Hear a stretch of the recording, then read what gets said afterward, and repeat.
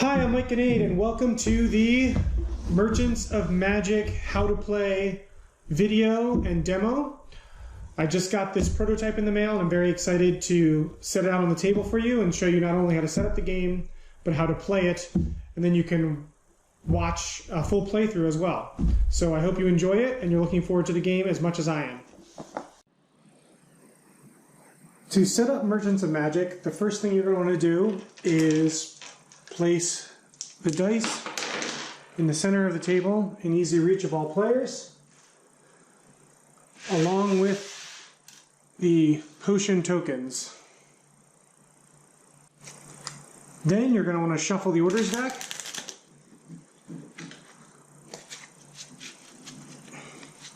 And you can place that in the middle as well. That's sort of all the stuff that people will be sharing. Based on the number of players, you'll deal out those order decks, but for this setup, I'm just showing a two-player setup, so you'll want to give each player a player sheet, and they'll also be randomly dealt an adventure that they're sponsoring.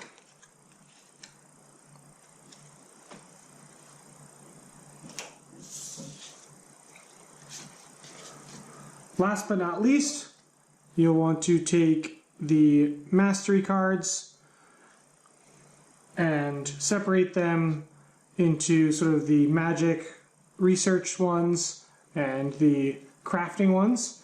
And you'll want to then randomly pick one of each of these objectives for players to go after. And you can just place them in the center of the table. I apologize for these less than thematic, what do you call these, like placemats, but since I'll be writing in this game, this is my dining room table, and my wife will be very mad if we leave marks in it, because it's a pine wood, so it's very soft. So we're pretty much done setup at this point, so you can see it takes just a few minutes to set up the game. And what I'll do now is do the last step. So based on the player count, you will deal out a number of order cards in front of each player. Since we're playing with two players, each player will start with 4 order cards in front of them. So we'll deal these out.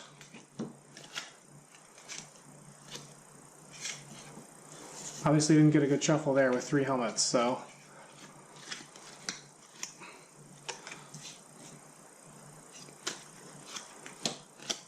There you go, there's a good variety. So you can put the orders deck here. As orders are filled and the cards are taken,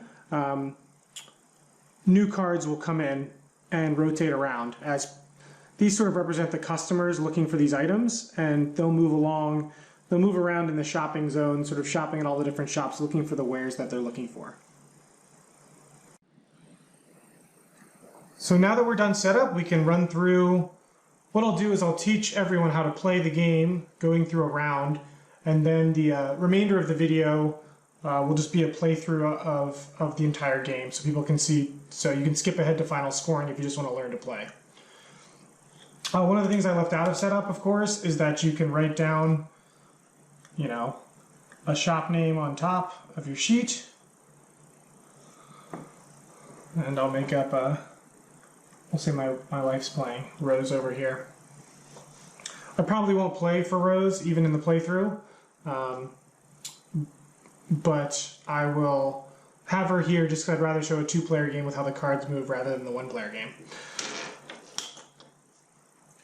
So the rounds of the game are broken up into sort of a couple different phases. They're all pretty quick, and you always act simultaneously. So that's one of the reasons I don't want to play both players, because I'll be working on my sheet.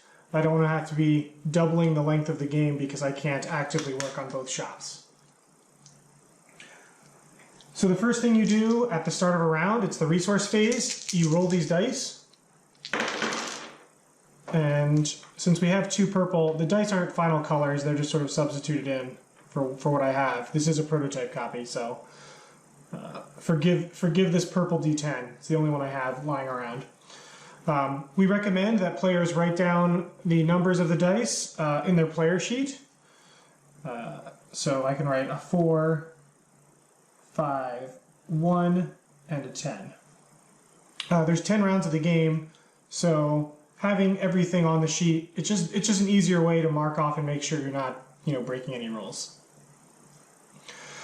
So now that we've rolled the dice and we know what resources we have, we enter the crafting and research phase. That's where you'll actually write things on your sheet, and you'll do the writing part of the roll and write.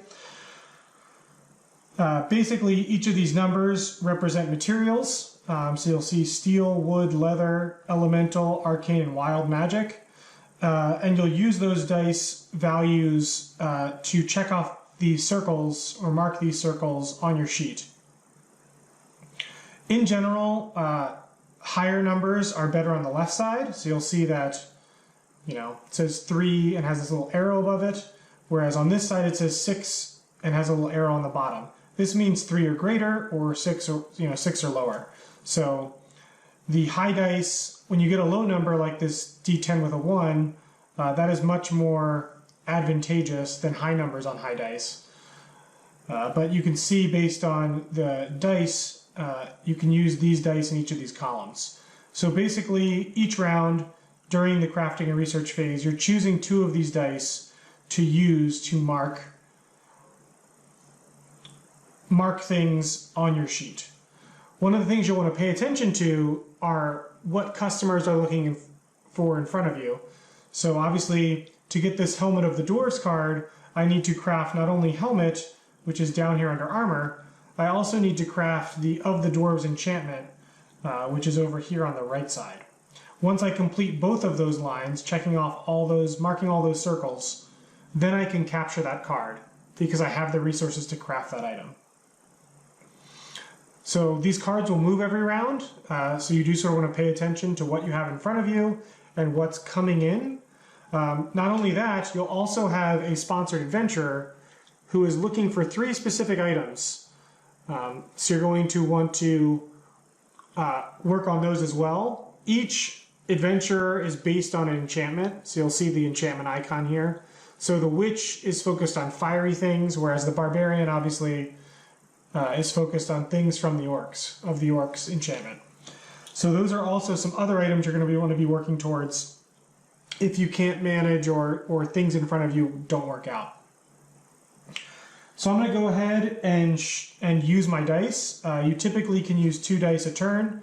You are able to take extra dice up to 3 times in the whole game for free. You just check this off, and then if you want to use it 3 more times, it's going to cost you potions. But I'll talk about that a little bit later. You can only use each dice once, so I'm definitely going to use this. Let's start with the D10 because that's easy. That's a really good low roll on a D10. So then I can look at the D10 columns, and I can look at the enchantments that I could potentially get that are really hard to get. And I think I'll start with just checking off this Everlasting, because it's a number 1, and I would need a 1 on a D10 or a D12.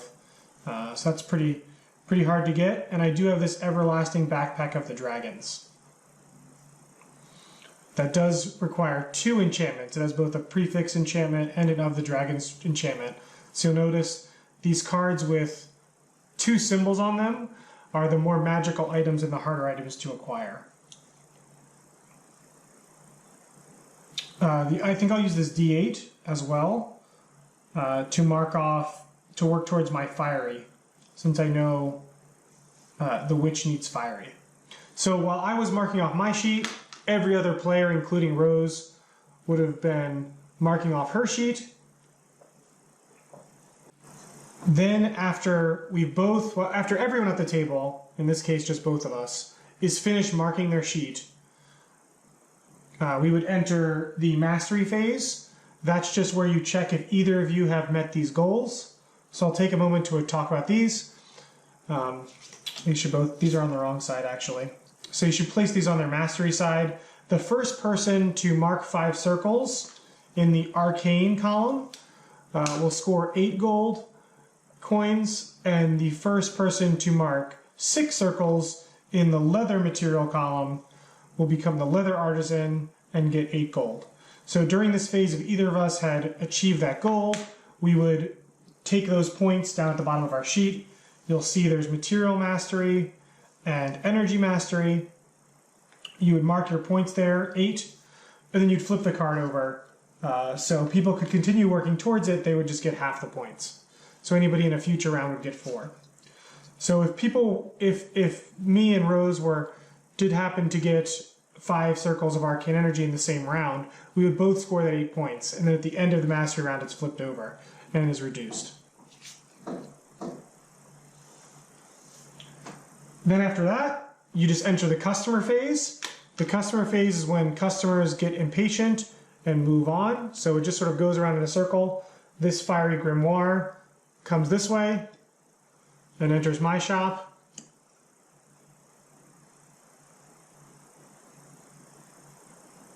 And that would complete the round. So we played 1 round of Merchants of Magick.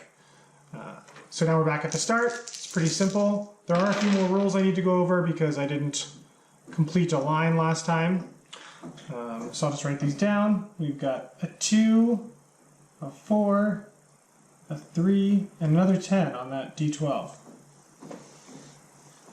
So I think this time I'll be able to get a couple things, so I'll do my best to show you that. Let's use the D10. Let's use the 10 on the D12 to complete Fiery. So you can see I've finished everything on I've marked all the circles for Fiery. So when that happens, you circle the gold, because I will score that 1 gold, and you take a potion. Now what potions can do is, we touched on it briefly, that you could spend 2 potions to use extra dice. But potions are also ways to modify the results of a dice roll. So for example, I could spend this potion and use this 2, the D6 2 to make it a 3. And I would just put the potion back in the spot. So you can save up potions and modify dice a lot to get those really tricky numbers on your sheet. So they just give you some flexibility. So I do have Fiery completed now, and I have this Fiery Grimoire in front of me. So I think I'll start working on that. It does take 3 different dice rolls, so I don't think I'll be able to get it this turn, but I can start working on it. And what I'll do is I'll use this D8 here, this 4, on the wood piece, the wood part of that grimoire. And then you know what? Let's use an extra dice. So I would mark that here, and I could circle the 3rd number, so I can use the D6. I can use either this 2 or this 3. And we know that this 3 on the D10 is sort of more advantageous to us. So let's look at sort of what enchantments we're seeing. Not a lot of anything in particular. There's a good variety of things. So I think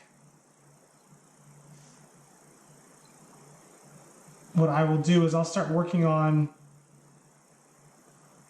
what's in front of me, what's coming my way. These 2 divine items are going to start moving into my shop. So I'm going to work on divine and use the 3 on the D10 to cross off this 9 here. So I used 3 dice that round, and I can only do that 2 more times in the game. So after that, we would check the mastery level. Again, I don't have nearly enough check marks. That's sort of a mid-game thing where these start to happen, but some people may work on them really quickly. And then all the customers would move in our shop, and we'd start a new round once everyone had finished. Obviously, you don't do those last 2 things until everyone finishes. So I'm going to try to capture a card this turn, because I think that's the only sort of rules we have left. And then I'll go out, then I'll finish up just playing the rest of the 10 rounds so you can see final scoring. But one of the things I like about this game is with the potions and modifying dice and sort of these different ways to accumulate points, it's a crunchier roll and write than most, but it's also sort of our most approachable game because the rules, took me just a short while to explain. So we have a 4, 1, 4, and a 6. My handwriting's terrible, and it's sort of too big, so I apologize for that if you can't read what I'm writing. So I'm going to work towards this fiery grimoire. I'm going to keep working at that as best I can. So I need something that's 4 or greater here. I'll use this D10 4 to mark here. And then here, let's spend a potion to make the 4 on the D6 a 5 for me, which will let me cross off Grimoire, which will give me 3 gold at the end of the game. And it basically gives me that potion back. So I would grab another potion.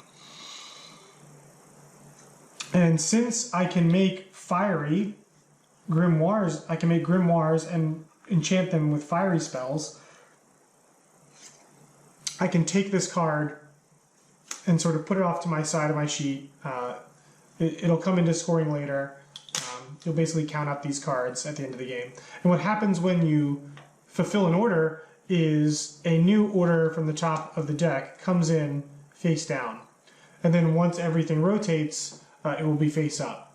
And that's just to prevent someone from cards coming in and you instantly scoring them and it not being fair. So this way, a new order has come in and things will continue to move sort of on the conveyor belt as they are. The other thing now that I have fiery that I should probably be looking at is scoring some of my sponsored adventure items. So I'll start working towards that on the next turn as well. But I don't particularly like any of these rolls unless there's something on the D12 with 6 or lower that seems really good. But 6 is not a great roll there, so I'll wait. We'll finish this round. I have started working on leather, but I only have 1 item, so I'm far away from 6. So we'll pass everything. This everlasting backpack. Here's the divine things I've been working on, so maybe I should keep working on those. And I should know, as with many of these videos, when I'm playing and teaching, I don't focus on playing at my best as much as I focus on trying to keep things moving for everyone, so people can watch the video and learn to play and enjoy the game. So we'll rate these down. It's the 4th round, so we're moving along quite nicely. Got 5, 6, 3, and an 8. So I want to work on this pendant, I think, because I'd like to show everyone how that works. So I should be able to, the only way I'm going to score pendant is if I spend my potion. So I'll spend my potion on this 6 to make it a 7, which lets me cross off the 7 here on this pendant. And then the D10, which is only a 3, that's more than enough to complete pendant, which lets me circle it. I get a potion back, score those points. But most importantly, I've now completed Fiery Pendant on my Witch Sponsored Adventurer. So I can craft that item for her. And there's a Sponsored Adventurer part on your player sheet where you get things as you complete things for your Sponsored Adventurer. So I can cross off that my first order for my Sponsored Adventurer is completed. I didn't have to do Pendant first. I could have done Spear or Plate Armor. That was the easiest one for me to get right now, so that's the one I got. But I could have done this in any order. I probably could have gotten Spear as well, potentially, using that 6. So I cross off first order completed, and it says gain 3 potions. So I can take 3 more potions, which will obviously give me a lot more options when I'm spending other dice in this round. So one of the things I may do now that I've done that is, since D6 has a pretty high number and it's hard to use, I may look here and say, what's coming up? We've got 2 shields.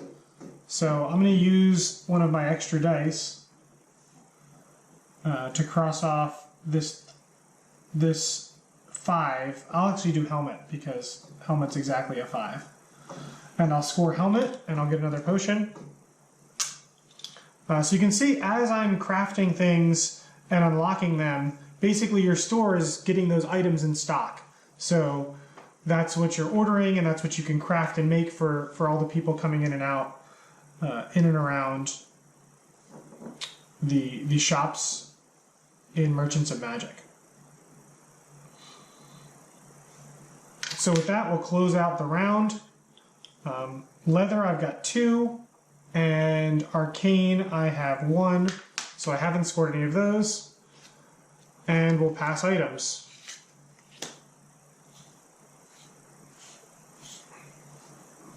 And we'll roll dice at the start of the round.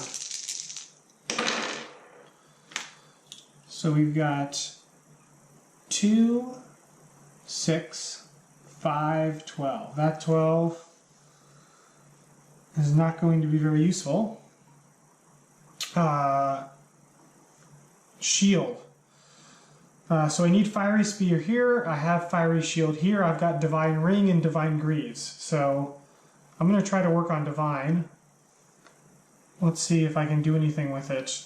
With the D12, I cannot, it is not a good time, with those numbers, it is not a good time to be crafting those things. I could work towards Ring maybe, or Backpack. I don't have Backpack of the Orcs, or Spear. The D10, let's use the D8, which is a 6, to cross off Spear. I would spend a potion, but you get it right back. That gives me the Witch's Fiery Spear, which means I've got my second order completed, and this is how you can sort of chain together combos and plan out sort of the more complicated things. I can cross that off, and the second order completed with my sponsored adventure lets me mark any circle, regardless of number, for free. So I can sort of pick any number and mark it.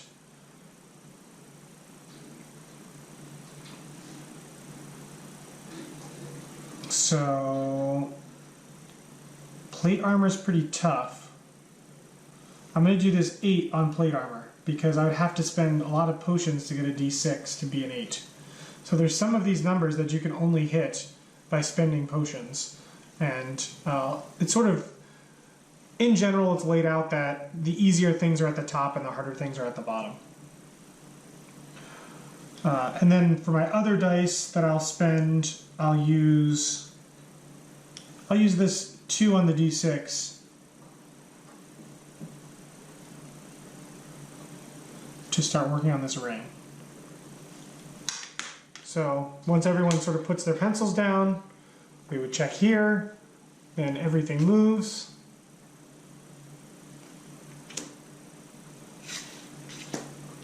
Obviously, since I'm not playing as the second player, some of these items are just staying out for this particular game.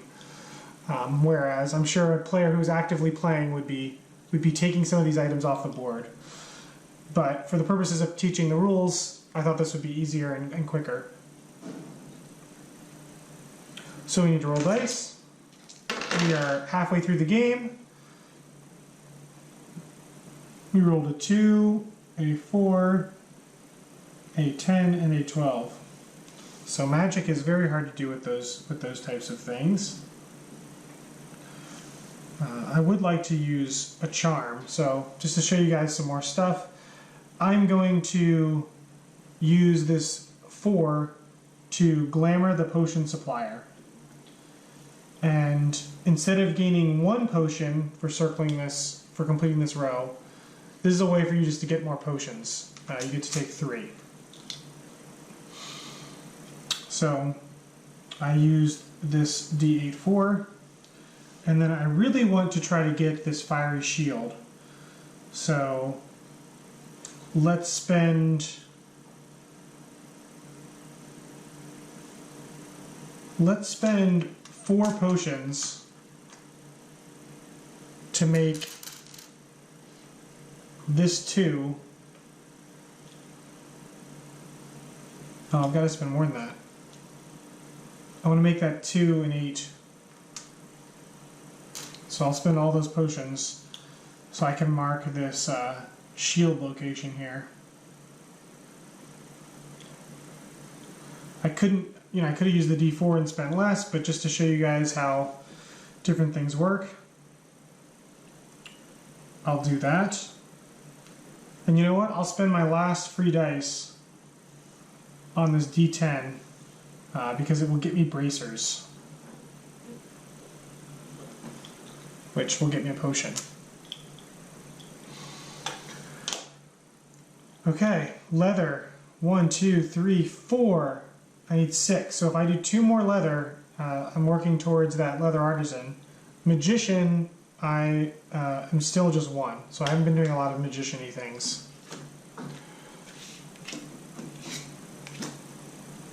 Pass those along.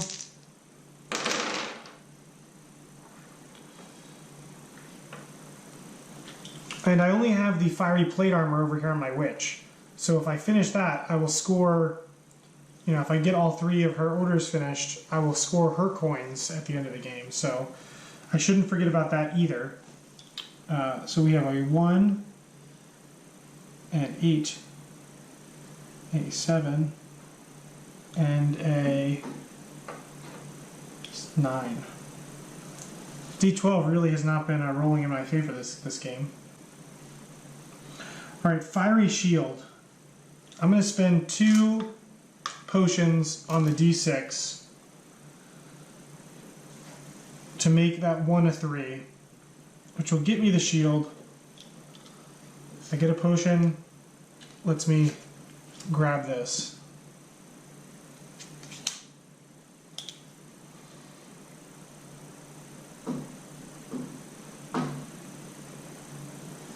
And then let's see what we need for divine over here. We need a 2 or a 7 or lower on the D12. That's not happening. But what we could do is we could probably get ring, and that would work towards our leather. So I will spend, an 8 is good though. What else is high over here? Crossbow. There haven't been any crossbows out. Oh, here, let's work on plate armor. Let's use this 8 here to cross this one off.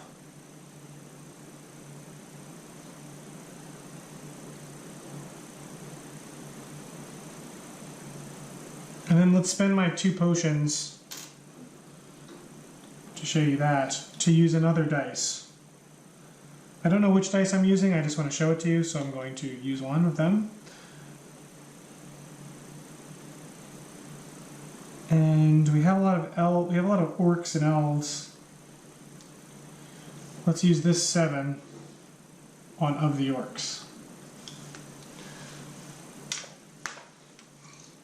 Okay, leather, I'm at 5, so I'm 1 away from there. Everything moves. We'll flip this up. Greaves of the Dwarves. So I've got 2 of the Dwarves things in front of me, so I may be inclined to work on that, but I really want plate armor so I can finish my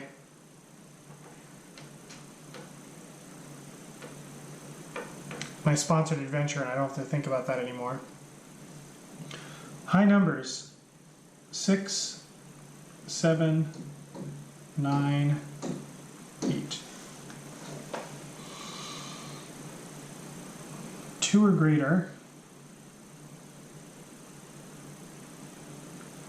on the D8. Let's use the 7 on the D8 to finish my plate armor, which gives me this, which lets me mark any circle again on my sheet and also sort of scores my sponsored adventure for later. So I'm actually just going to move her over into this pile.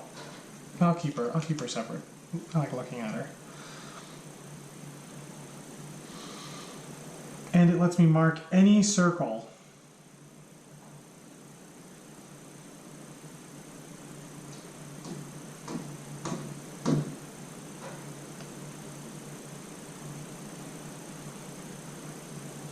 I take a potion for scoring plate armor, I forgot to do that. I'm going to score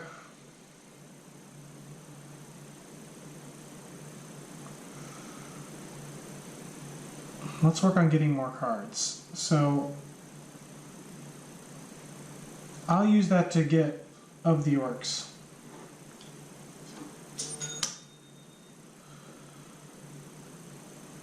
Which means I can get Shield of the Orcs.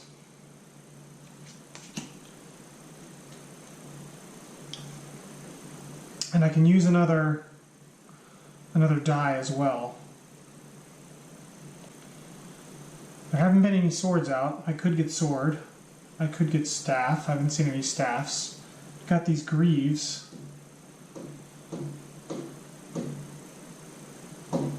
I'm going to spend a potion to make the 6 a 7 and work towards greaves.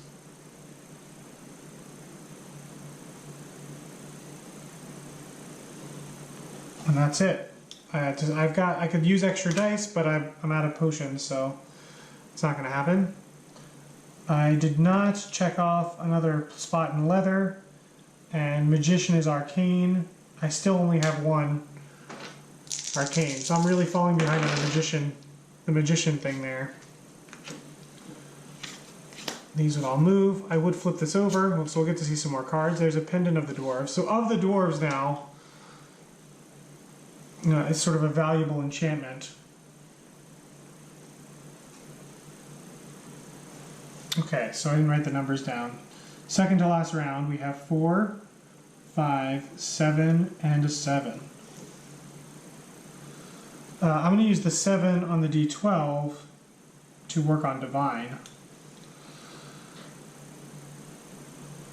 And then I should probably look at just getting some things finished so I can get some what do you call potions. So I could complete backpack with basically any of the remaining dice. Or I could let's finish scroll. Oh no, leather's better for us. So let's say we use the D8 to mark backpack. Get a potion. I don't think we can grab any of these things. I can make helmet, but I don't have of the dwarves. I certainly don't have both of these. I'm a very good crafter. I'm not a good magician, merchant in this particular example.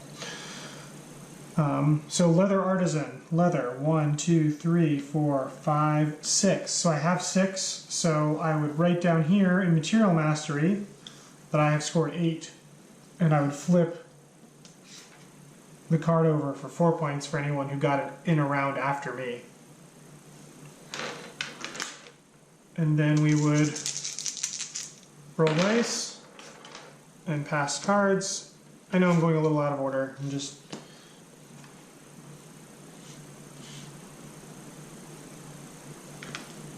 And this is the final round, and we have a 5, 6, 4, 7. 2 potions. So I should really try... Backpack of the Orcs I can craft, so I can get that one. Shocking Warhammer of the Elves. I don't think there's very many other items in front of me that I can work towards at this point in time. I would love to get Divine. It would cost me my potions, and if I get one more potion, I could use 2 dice. So we need to think about what we can cross off and what we're close to. Everlasting. We could get Everlasting. 9 or under. So here, let's spend...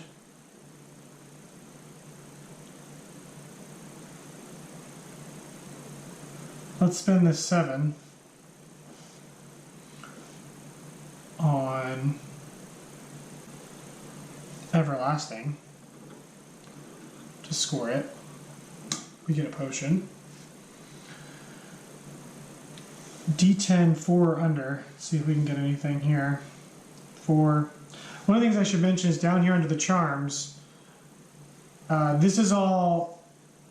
If you have a lot of a particular item, like I have a lot of armor, you get extra points for items in certain categories. So I have 2 accessories cards that I've collected and 2 pieces of armor. So if I were able to complete one of these, I would get extra bonus points for each of those items at the end of the game. So I wasn't really planning on that, so I don't know if I can complete it, but it's something to consider for future games. I would need to circle 2 things.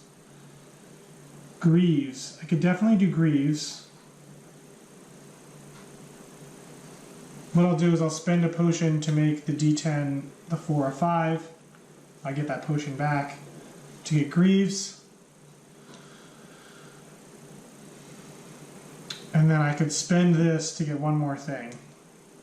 So the question is, what's worth the most points? I could do Sword, which is worth 2 coins. I'm not sure I could do much better than that. I've used the D10, I could only get something here, which wouldn't really unlock anything. So I think Sword's my best bet. I could also get Scroll or Ring.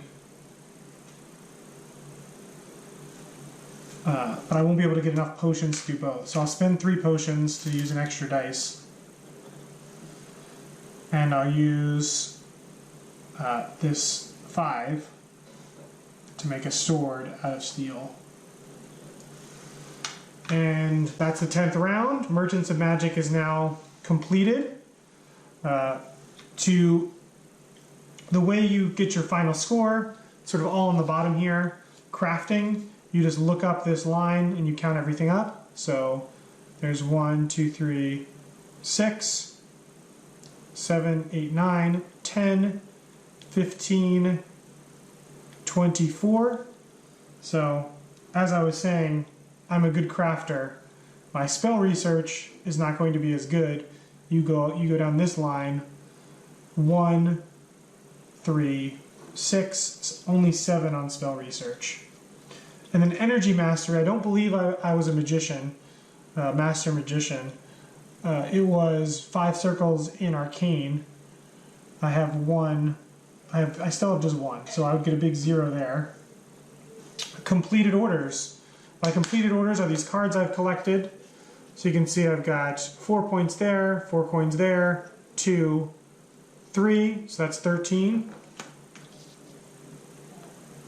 Sales bonus is the charms bonus down here, and that's a typo. This is a prototype, so that'll say charms bonus.